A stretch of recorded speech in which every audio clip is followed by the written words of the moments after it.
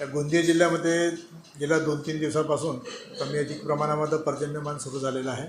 तत्पूर्वी परे लोकांनी जे टाकलेले होते त्या पर्यांना जगवण्यापुरतं पाणी या 2-3 दिवसामध्ये आल्यामुळे आता लोकांची परे जगवण्याची चिंता दूर झालेली आहे।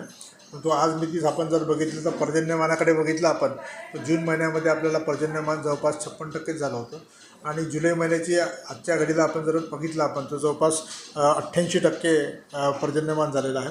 आणि या पर्जन्यमानामुळे जवळपास पेरणी जर आकडेवारी जर बघितली आपण तर जवळपास 14 ते 15% रोवणीचे कामं या ठिकाणी झालेले आहे।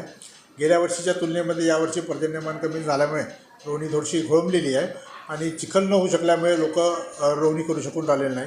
परंतु मधल्या काळामध्ये जर चांगला पर्जन्यमान जर झालं तर रोवणीचे कामं वेगाने घेतील। परंतु याच वर्षीची तुलना आपण गेल्या वर्षी जर केली तर जवळपास 40 ते 42% रोवणी त्या ठिकाणी झालेली होती आणि मागच्या वर्षीचं पर्जन्यमान यावेळेसच्या तुलनेत जर कमी बघितलं आपण तर जवळपास 106% पर्जन्यमान त्या ठिकाणी मागच्या वर्षी झालेलं होतं। म्हणजे पर्जन्यमान जर व्यवस्थित झालं असतं तर आपल्याकडे रोवणीचं सुद्धा प्रमाण मोठ्या प्रमाणामध्ये वाढलेलं असतं।